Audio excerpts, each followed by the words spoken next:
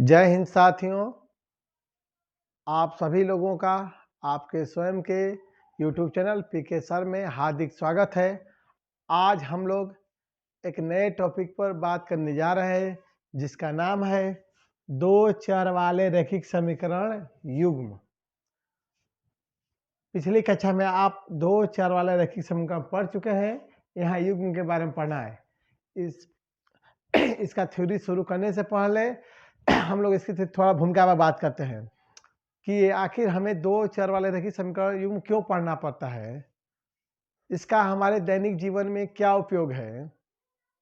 तो मैं आपको उदाहरण के द्वारा समझाने का प्रयास करता हूं। इसके लिए एक उदाहरण लेते हैं। जैसे आप ही एक बुक के प्रश्नावली 3.2 का है कि कक्षा 10 के 10 विद्यार्थियों ने एक गणित की पहली प्रतियोगिता में भाग लिया। कक्षा 10 के 10 विद्यार्थियों ने एक गणित की पहली प्रतियोगिता में भाग लिया। यदि लड़कियों की संख्या लड़कों की संख्या से 4 अधिक हो तो प्रतियोगिता में भाग लिए लड़कों और लड़कियों की संख्या ज्ञात कीजिए। आप देख रहे हैं कि यहाँ ना लड़कों की संख्या पता है ना लड़कियों की संख्या पता है। केवल यह पता है कि लड़का लड़की कुल मिला के 10 है और लड़कियों की जो संख्या है वो लड़कों की संख्या 4 अधिक है। तो आप इसको हिट एंड ट्रायल मेथड से बता सकते हैं, तुक्का यानी जिसको कहते हैं तुक्का विधि, तुक्का भी मार के बता सकते हैं correct answer.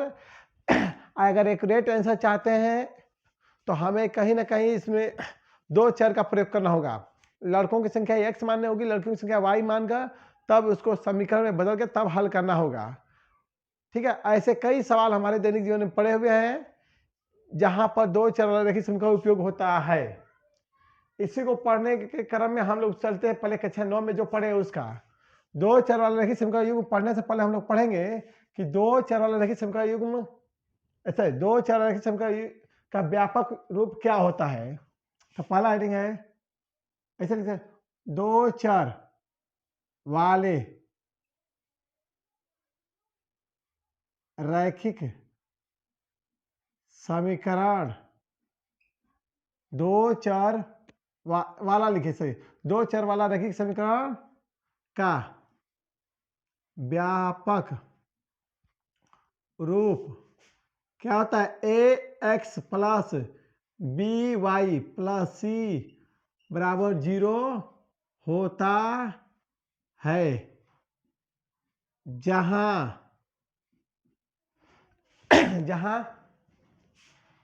A B C क्या होती है, वास्तविक संख्याएं होती है तथा ए स्क्वायर प्लस बी स्क्वायर कभी भी नॉट इक्वल टू 0, यानी x के गुणांक का वर्ग और y के गुणांक का वर्ग का योग कभी 0 नहीं होना चाहिए। a 0 होगा तो b नहीं, b 0 होगा तो a नहीं, और नहीं तो दोनों 0 नहीं होगा। बस यही हो जहां इतना वास्तविक संख्या होती है तथा a इसका plus b square not equal to 0 हो या होता है, लिख लीजिए। ठीक है, इसका एग्जांपल देते हैं, एग्जांपल के माध्यम से समझते हैं। जैसे example number 1, 2x plus 3y plus 6 बराबर 0। इसको दो चर वाला रैखिक समीकरण कहेंगे क्योंकि इसमें दो चर है x और y। आज ध्यान रखिए x का गुणांक क्या है 2, यानी a का मान 2 है, b का मान 3 है, c का मान 6 है। a का वर्ग है 2 का वर्ग 4, 3 का वर्ग 9, 4 9 जोड़ोगे तो 0 आएगा, नहीं आएगा। तो यानी यह दो चर वाला रैखिक समीकरण है। दूसरा एग्जांपल आपको लेते हैं ऐसे, y बराबर 6, ये इसको भी दो चर वाला रैखिक समीकरण कह सकते हैं क्योंकि इसको ऐसे लिख सकते हैं, ध्यान से देखिए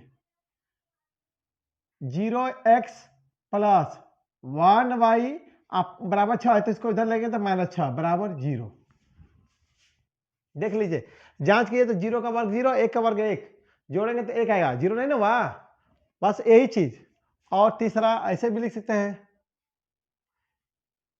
मान लीजिए x बराबर x माइनस 4 बराबर 0, तो इसको ऐसे लिख सकते हैं 1x प्लस 0y अब माइनस 4 बराबर 0।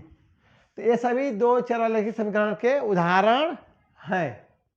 ठीक है, इसके बाद आता है कि ax plus by plus c में कोई पूछे कि a क्या होता है, a क्या होता है, तो a क्या होता है, तो a होता है x का गुणांक, b होता है y का गुणांक और c क्या होता है, अचर पद। आप 9th क्लास में पढ़े हैं, इसका एग्जाम्पल देख लेते हैं हम लोग। जैसे मान लीजिए पहला सवाल है 2x प्लस 3y प्लस 6 बराबर 0, सॉरी यहाँ बराबर 0 लिखना भूल गए थे, सॉरी बराबर 0 में, बराबर 0 रहेगा में a का मान कितना होगा, एग्जाम्पल नंबर 1 कर देते हैं। a का मान, तो a का मान क्या है, x के गुणांक 2 है, a का मान 2, b का मान, तो b का मान कितना होगा, y का गुणांक 3 और c होगा अचर पद यानी 6। दूसरा एग्जाम्पल में बात करें, जैसे लिखे y बराबर 6, y बराबर 6 को हम बताए थे कि y बराबर 6 को क्या लिखते हैं, 0x प्लस 1y माइनस 6 बराबर 0। जब भी ए बी सी का मान लिखना हो तो पहले बराबर क्या करेंगे, 0। तो जब बराबर 0 करेंगे तो बोले a का मान क्या होगा, इसके लिए ध्यान रखिएगा y बराबर 6 वाला वही है, तो जिस जो अक्षर इसमें नहीं रहता है उसका गुणांक 0, तो a का मान 0, b का मान कितना 1, क्योंकि y का गुणांक 1 है, अच्छा को इधर लाया है तो कितना होगा, c बराबर माइनस 6, क्योंकि इसको इस रूप में लिख सकते हैं, y बराबर 6 को लिख सकते हैं 0x प्लस 1y माइनस 6 बराबर 0। तीसरा, अगर इसमें x माइनस 4 बराबर 0 दिया है और इसमें पूछे ए बी सी का मान, तो इसको क्या लिखे व्यापक, a मतलब x गुणांक 1, b मतलब y गुणांक 0 और c अचर पद यानी माइनस 4। इस तरह आप ए बी सी का मान लिख सकते हैं। अगला 9th क्लास में ये भी पढ़े हैं कि दो चर वाले रैखिक समीकरण का ग्राफ, रैखिक समीकरण का आलेख, आलेख का मतलब होता है ग्राफ, GRAPH ग्राफ क्या होता है, एक सरल रेखा होता है, मतलब इसे ग्राफ खींचेंगे तो एक सीधी रेखा आएगा, जो आप 9th क्लास में खींच लिए हैं।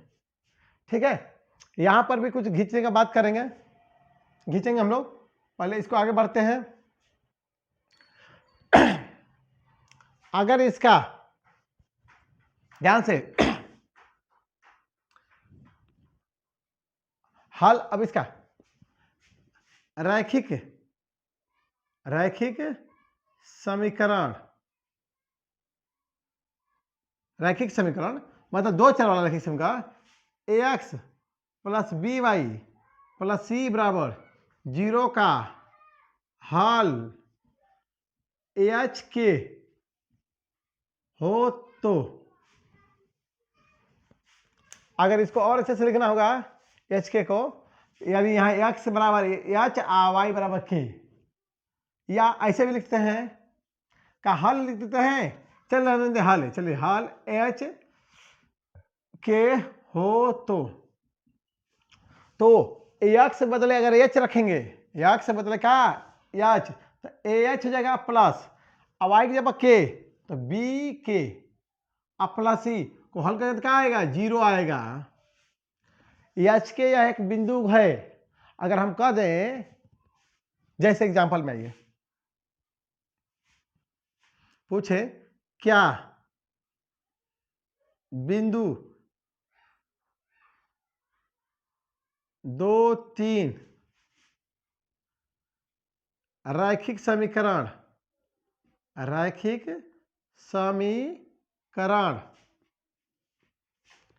माने 2x माइनस 3y माइनस 6 बराबर 0 का हल है या स्थित है। ऐसे भी बोल सकता है क्या बिंदु इतना रैखिक समीकरण इतना का हल है या रैखिक समीकरण इतना पर स्थित है।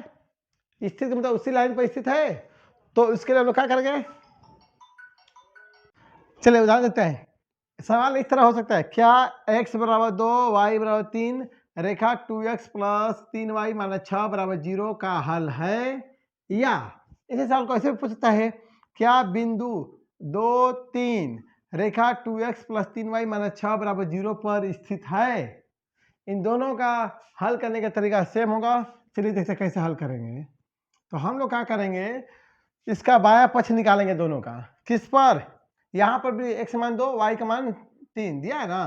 तो x बराबर 2 y बराबर 3 पर LHS निकालेंगे। LHS यानी लेफ्ट हैंड साइड क्या है 2x, x का मतलब 2 प्लस 3 गुणे y का मतलब 3 अब माइनस 6। तो 2 दूनी 4 प्लस 3 3 9 माइनस 6। तो 4 9 13 माइनस 6 बराबर 7। हमारा RHS कितना है 0। दोनों बराबर है तो कहिएगा कि नहीं, LHS बराबर नहीं है RHS का, क्योंकि x बराबर 2 y बराबर 3 पर LHS आया 7, RHS है 0, दोनों बराबर नहीं है। इसलिए अगर ये पूछे चाहे ये पूछे, अगर ये पूछे तो कहेंगे इसका भी जवाब नहीं, इसका भी जवाब नहीं। तो लिख देता है, इसलिए x बराबर 2 y बराबर 3 पर रेखा 2x प्लस 3y माइनस 6 बराबर 0 का हल नहीं है या उस रेखा पर स्थित नहीं है। ठीक है, अब देखते हैं आगे। ये तो समझ गए हम लोग। अब आते हैं अपने टॉपिक पर जहां से हमें शुरू करना था। ठीक है, अगले अब हमें पढ़ना है रैखिक समीकरण युग्म। रैखिक समीकरण युग्म ये क्या होता है, तो आप समझ गए, रैखिक समीकरण समझ गए कि एक है रेखा के समय दो चर वाले रैखिक समीकरण युग्म। इसको पूरा लिख सकते हैं दो चर वाले रैखिक समीकरण युग्म या रैखिक समीकरण युग्म शॉर्टकट में। तो एक का होता है x plus b y plus c बराबर 0। हमें दो लिखना है, युग्म मीन्स होता है जोड़ा। तो लिख सकते हैं दो चर वाले रैखिक समीकरण युग्म का व्यापक रूप। व्यापक रूप दो ठे दिखना है, तो a x plus b y plus c बराबर 0। अब फिर इसी को दोबारा लिखेंगे तो सेम टू सेम मिलेगा, इसलिए इसमें वन लाते हैं a one x plus b one y plus c one बराबर 0 और a two x plus b two y plus c two बराबर 0 के रूप का होता है, जहां A1, A2, B1, B2, C1, C2 क्या हो वास्तविक संख्या है। क्या होना चाहिए वास्तविक संख्या है, तथा A1 का स्क्वायर प्लस B1 का स्क्वायर कभी 0 नहीं होना चाहिए। उसी तरह A2 का स्क्वायर प्लस B2 का स्क्वायर ये भी 0 नहीं होना चाहिए। ठीक है, यही व्यापक रूप है। अब जब इन रेखाओं को किसी तल या समतल में इनका आलेख खींचते हैं तो तीन स्थितियां संभव होती हैं। लिखते हैं दो चर वाले रैखिक समीकरण युग्म के आलेखों की तीन स्थितियां संभव है। मतलब हम इस व्हाइट बोर्ड पर यदि हम दो संरेखाओं, दो चर वाले रैखिक समीकरण युग्म को अगर का आलेख खींचे यानी ग्राफ खींचे तो तीन स्थिति संभव होगी। पहला क्या होगा? पहला स्थिति यहाँ पहला स्थिति यह होगा कि दोनों रेखाएं एक दूसरे को प्रतिच्छेद करें। स्थिति नंबर 1, स्थिति यह हमारा 1 है। दूसरा स्थिति ये हो सकता है कि समांतर हो, जैसे रेल की पटरियां, जैसे मेरे व्हाइट बोर्ड के दोनों किनारे है ना, या टेबल के दोनों किनारे आमने सामने की, या आयत के आमने सामने भुजाएं होती है ना, क्या हो? प्रतिच्छेदी होंगी। ये क्या होगी? स्थिति नंबर 2 समांतर होंगी, स्थिति 2। और तीसरा क्या होगा कि संपाती होंगी, जिसको ओवरराइटिंग कहते हैं। जब हम एक लाइन के ऊपर दूसरी लाइन खींचते हैं ना तो उसको कहते हैं संपाती। स्थिति नंबर 3। पहले क्या है? स्थिति 1 क्या है? यहाँ ऊपर लिख देते हैं, ये क्या है? प्रतिच्छेदी है। दूसरा क्या है? ये समांतर है, समांतर। और तीसरा क्या है? संपाती रेखाएं हैं, संपाती रेखाएं। क्या लिख देते हैं?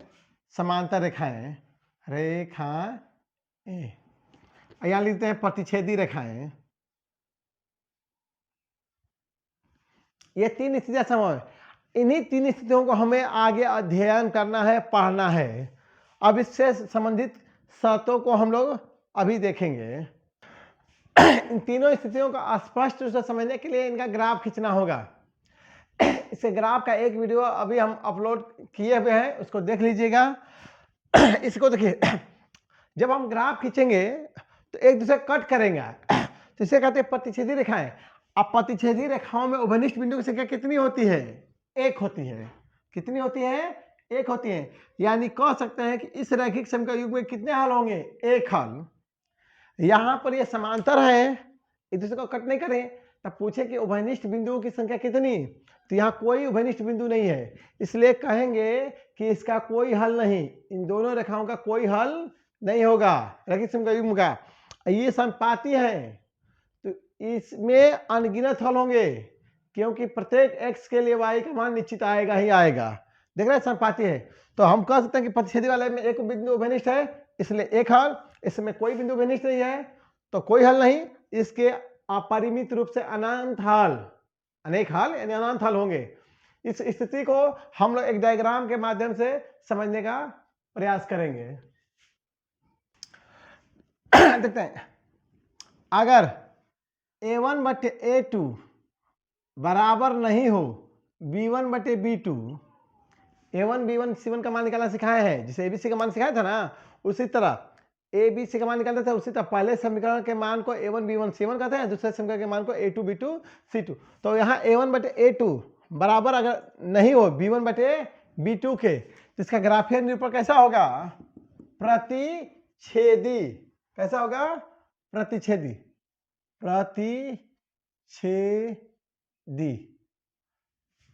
प्रतिच्छेदी रेखाएं होंगी। कैसी रेखाएं होंगी? प्रतिच्छेदी रेखाएं। ठीक है, ये हो गया। बीजगणितीय निरूपण क्या होगा? ग्राफीय ग्राफ खींचेंगे तो कैसा मिलेगा? ऐसा ग्राफ मिलेगा, प्रतिच्छेदी रेखाएं। ठीक है, अगर बीजगणितीय की बात करें तो इसके कितने हल? तो अद्वितीय हल या केवल एक हल? केवल एक हल, जिसको कहते हैं अद्वितीय हल। क्या कहते हैं? अद्वितीय हल। परीक्षा में सबसे अधिक पूछे जाने वाला ग्राफ इसी का है। प्रतिच्छेदी वाला कहीं ग्राफ परीक्षा में पूछता है 100 में 90 बार, 99 बार, यानी 99, 100 में 99 बार ये पूछता है, बाकी 2 में ये पूछता है। अगर इसका नाम पूछे, इसको कहते हैं अविरोधी समीकरण युग्म या संगत। संगत कहिए या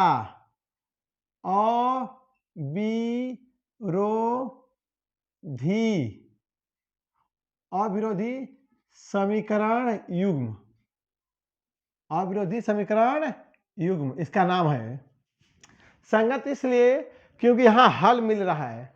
जब एक्स वाई का हल मिलता है तो उसे कहते हैं संगत, और जिसमें हल ना मिलता उसे कहते हैं असंगत। जैसे इसमें असंगत है, ये भी संगत है, तो ये पहला हो गया। दूसरा के लिए आते हैं, इसके लिए तीसरे क्या होता है कि A1 बटे A2 बराबर होता है B1 बटे B2, लेकिन बराबर नहीं होता है किसके, C1 बटे C2 के। तो इसे कहते हैं क्या होगा, ये समांतर रेखाएं, समांतर रेखाएं होंगी। कितने हल, कोई हल नहीं, कोई हल नहीं, क्योंकि ओवरी विंडो से क्या कुछ नहीं, कोई हल नहीं।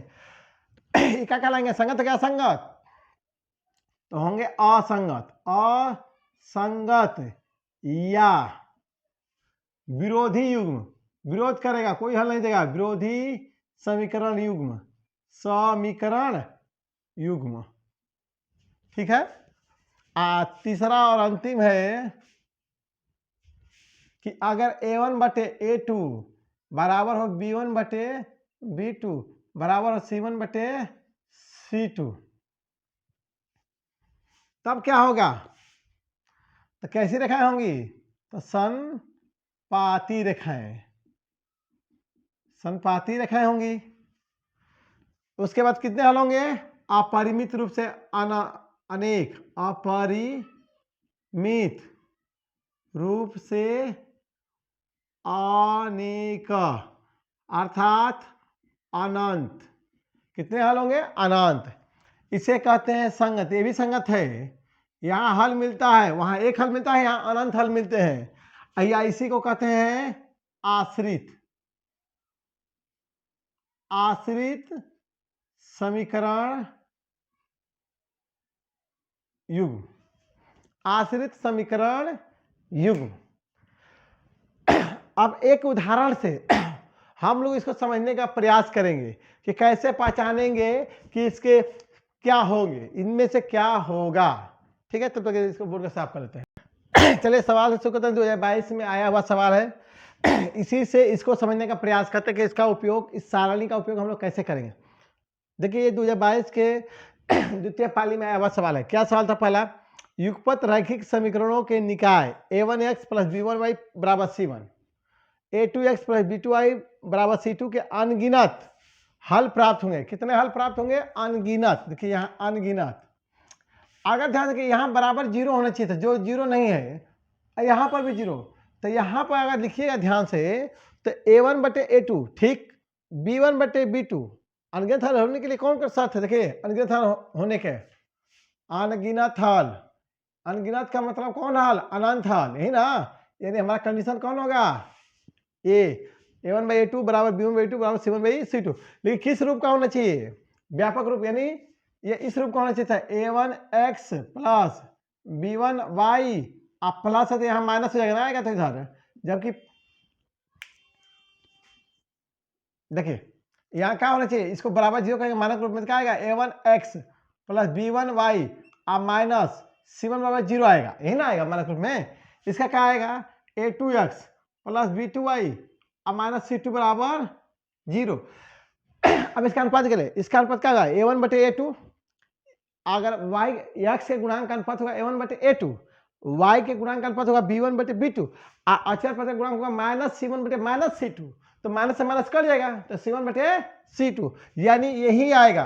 अगर यह प्लस रहता तब भी यही आएगा, अगर यहाँ माइनस है C1 C2 में तब भी यही आएगा। तो ऑप्शन कौन सा होगा, पहला नहीं, दूसरा भी नहीं, तीसरा भी, कौन सा होगा, चौथा डी सही होगा कि A1 बटे A2 बराबर B1 बाई B2 बराबर C1 बाई C2। अनगिनत हल होने के कौन सा होगा, तो डी ऑप्शन। अब अगला आता है सवाल नंबर 2 में। सवाल नंबर 2 के लिए हमको जगह चाहिए, तो इसको हम मिटा रहे हैं ताकि हम बना के दिखा सकें आपको अच्छे से। आप उसको स्क्रीनशॉट लिए होंगे, तो उसको देखते हैं कि कैसे इसको बनाया जाएगा। वो था मौखिक।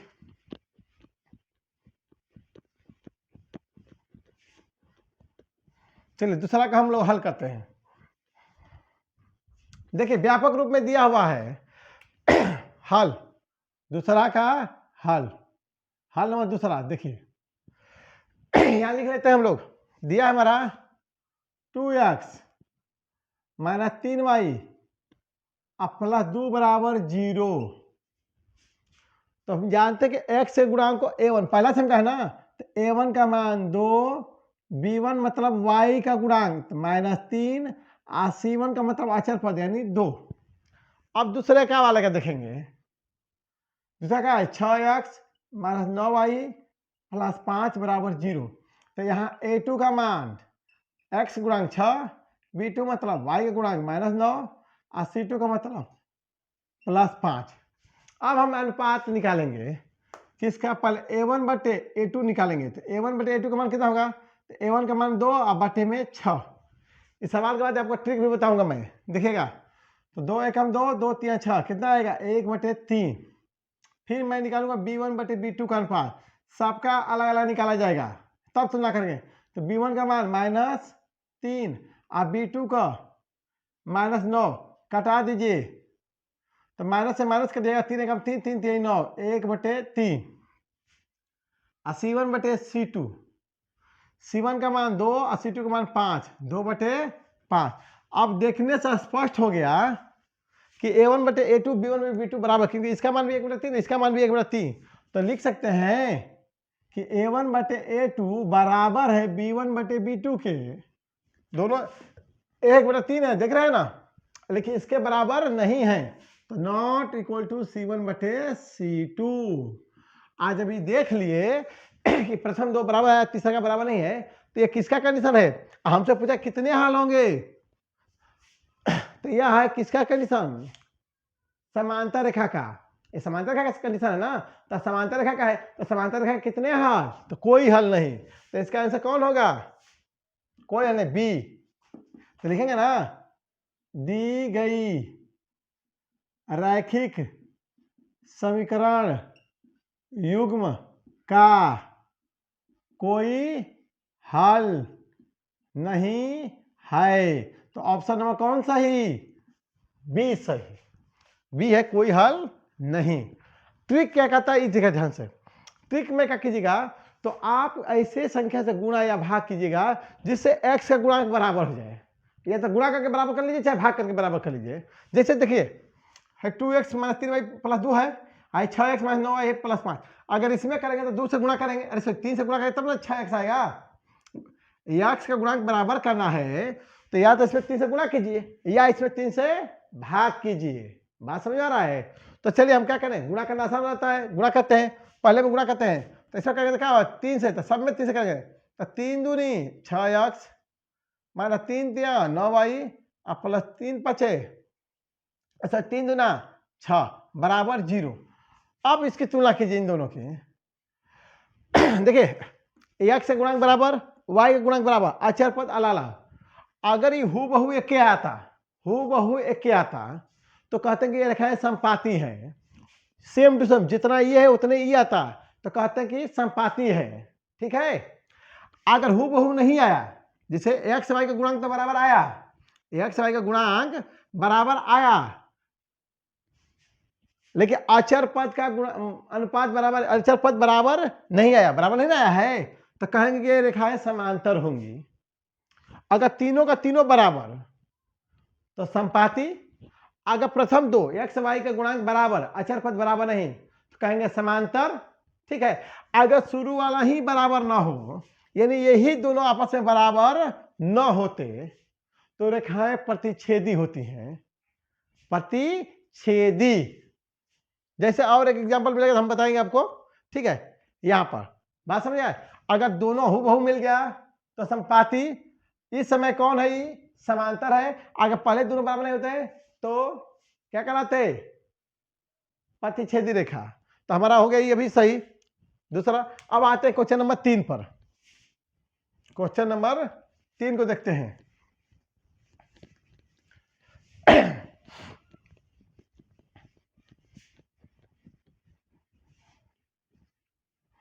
क्वेश्चन नंबर 3 कह रहा के की किस मान के लिए समीकरण के एक्स प्लस 2y बराबर 5 तथा 3x प्लस वाई बराबर 1 का एक अद्वितीय हल। अद्वितीय हल का मतलब कितने हल? एक हल। अद्वितीय हल का मतलब एक हल।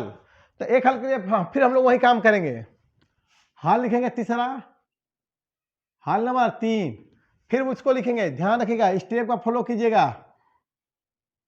2y बराबर 5, पहले इसको माइनस रूप में लिखिए। तो के एक्स प्लस 2y प्लस 5 है तो इधर आ जाता -5 बराबर 0। a1 b1 c1 या a2 b2 c2 का मान लिखना हो तो पहले बराबर 0 कर लीजिए। अब देखिए a1 का मान तो k, a2 का मान 2, b2 a1 का गलती a1 का मान या b1 का मान 2 और तीसरा है c1 का मान। तो c1 का मान क्या हो गया? -5। अब दूसरा वाला को देखते हैं। पहला वाला हो गया, दूसरा 3x प्लस वाई बराबर 1, इसको भी मानक रूप में लिख लेते हैं। तो 3x प्लस वाई और -1 बराबर 0 हो गया 0। अब यहाँ लिखिए a2 बराबर तो x गुणांक 3, b2 बराबर y का गुणांक 1 और c2 बराबर -1 हो गया। अब इसका क्या करना है? कर अद्वितीय हल हो। तो अद्वितीय हल होने के लिए क्या शर्त है? शर्त क्या है कि a1 बटे a2 बराबर नहीं होगा b1 बटे b2 के। अद्वितीय हल होने का यही शर्त है ना। देखिएगा कि अद्वितीय हल तभी होगा जब अद्वितीय हल का मतलब कि प्रतिच्छेदी रेखा होगा। अब प्रतिच्छेदी रेखा होंगे तो उसके केवल एक हल होते हैं, और उसकी शर्त है कि a1 बाई a2 नहीं बराबर होगा b1 बाई b2 के। ठीक है, तो a1 का मान कितना आया जी? रख दीजिए k, a2 का मान 3 बराबर नहीं है b1 का मान 2 और b2 का मान 1 है। भाग में तो इधर गुणा में कर दीजिए। तो k नॉट इक्वल टू 2 में का भाग करेगा 2 होगा, आई 3 गया इधर, चाहे 3 गुणा है, 1 का गुणा k में तो k और 3 का गुणा 2 में, तो k नॉट इक्वल टू किसके? 6, यानी k का मान 6 नहीं होगा। तो कौन ऑप्शन सही है? बी, k का मान 6 नहीं होगा। ये भी हो गया। अब आते हैं हमारा कौन? Question number 4। देखिए एकदम सिंपल सा है। दो रैखिक समीकरणों के लेखाचित्र मतलब ग्राफ यानी आलेख यदि समांतर हो, क्या हो? समांतर हो। तो समांतर होगा मतलब ऐसा होगा, देख रहे हैं, समांतर होगा तो ऐसा ही ना होगा। तो हलों की संख्या, तो देख रहे हलों का मतलब उभयनिष्ठ बिंदुओं की संख्या। तो हम पूछेंगे इसमें कितने बिंदु उभयनिष्ठ है? तो आप कहिए एक भी बिंदु उभयनिष्ठ नहीं है। जब एक ही बिंदु उभयनिष्ठ नहीं है तो इसके कितने हल होंगे? तो कोई हल नहीं। कोई हल नहीं का मतलब कौन हल? शून्य। यानी हलों की संख्या क्या होगी? शून्य। हलों की संख्या शून्य। ये 2022 में पूछा हुआ था द्वितीय पाली में। ठीक है, आगे कभी वीडियो बनाएंगे तो इसमें जितने भी अभी एग्जाम में पूछे हुए हैं इस अध्याय से सवाल, उन सबका एक कलेक्शन करके आपको पूरा हल करके दिखाएंगे। आज के लिए बस इतना ही। अगले वीडियो में मिलेंगे वही प्रतिस्थापन विधि, विलोपन विधि, वज्रगुणन विधि के साथ। तब तक के लिए धन्यवाद।